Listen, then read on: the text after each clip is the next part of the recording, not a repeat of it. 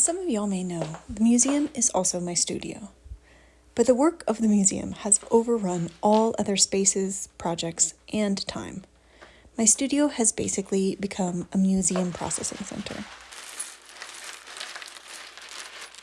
I set aside this entire day to process as much as possible in the hopes that I can clear enough space to actually work on something. I'm completely daunted by the amount of work ahead, but I'm hoping that the act of making this video will function almost like a form of body doubling, so thanks for being here. In order to actually move forward, I have to start with my work desk. I got halfway through sorting this giant donation of porcelain doll limbs before our appointment started next week, so I'm looking forward to clearing them off my desk and getting them on display. And before you ask, yes, I like to stand at my desk as much as possible while working, so my husband and I built this mini table to sit atop my desk. I think this started in 2011. I was living in Finland, making a film about a family of reindeer herders. The cabin I was living in had very sparse furniture. The only table, the dining table, had these incredibly hard, upright chairs. I couldn't sit in them for very long while I processed and edited my footage every evening, so I ended up stacking a chair on top of the table and working standing up.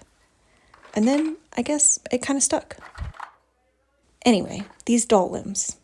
These were a donation from a friend who's a local vintage dealer and collector here in LV. He's always bringing me all sorts of treasures. I do already have a doll arm drawer and a doll leg drawer, but they're almost full, so I'll have to start a whole new space for these porcelain ones.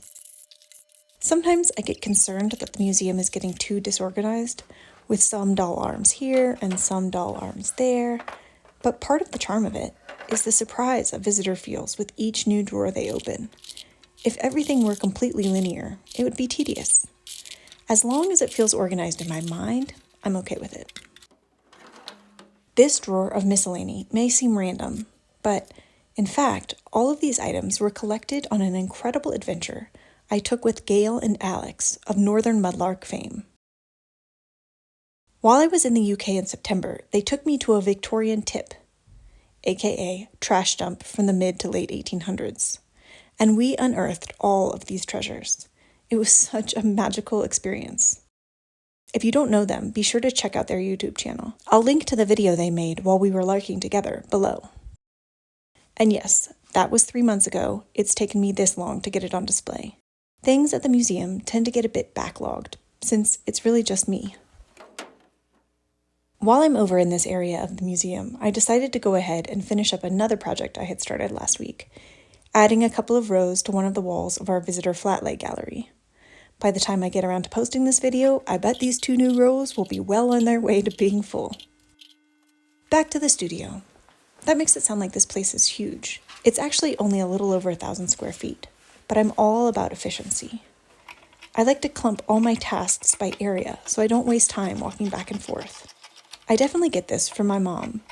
Growing up, she was such a meticulous planner that she would run errands in a particular order so that she could avoid as much as possible having to turn left. I'm not nearly to that level, but I aspire to be. When I opened the museum, I built this backspace out as my animation studio. I'm a filmmaker and stop-motion animator by trade. In fact, most of the collections in the museum were seated as props and sets for my animations. A lot of the work I've made is currently unavailable due to a really horrendous contract I signed when I was naive and trusting. Alas, I'm still both naive and trusting, but sign contracts with more hesitancy. If you're interested, though, you can see a small sampling of my work. I'll link to my filmmaker website if you want to watch trailers for my feature films. And the 2 animated series I made for TED are available for viewing always. I'll link to those below as well. Anyway, the task at hand. I'm working on a new display for this fantastic donation we received a month ago. It's a collection of miniature but very detailed and realistic boxing gloves. I can't possibly imagine their use, but that's the joy of most objects in here. They don't need a use to be charming.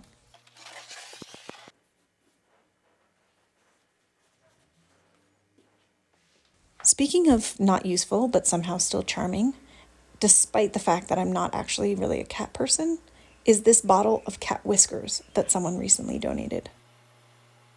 We actually already have a bottle of cat Whiskers from somebody else, So I'm going to tie these new ones together and add them to our established cat whisker bottle.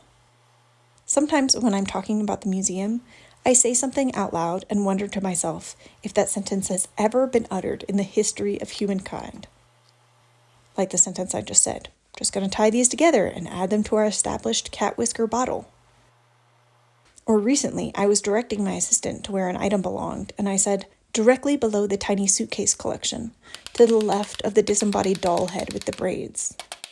Impossible to say if they have truly never been uttered, but those types of sentences come up a lot here at the museum. Our tiny hat collection has outgrown its display, so I added this new piece.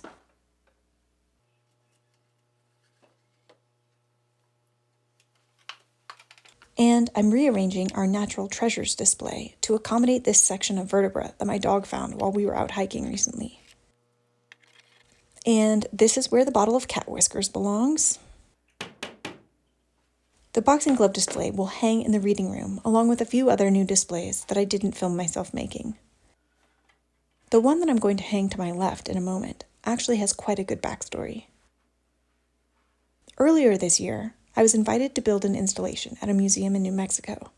I was to use pieces that they had in storage to create a little Office of Collecting and Design Annex. The installation is still up if you are ever passing through Roswell. I will post a link to that below too.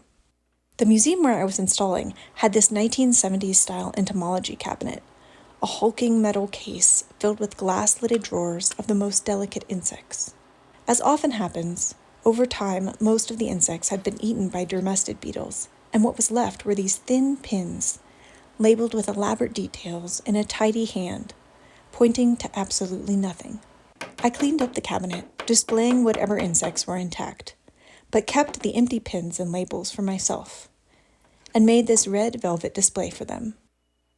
I loved the sort of topography that they created. They felt like a map that leads to nowhere.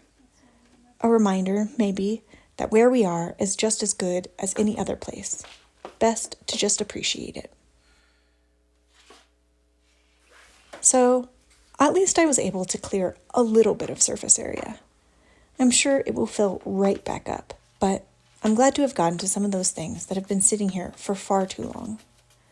Thanks for watching.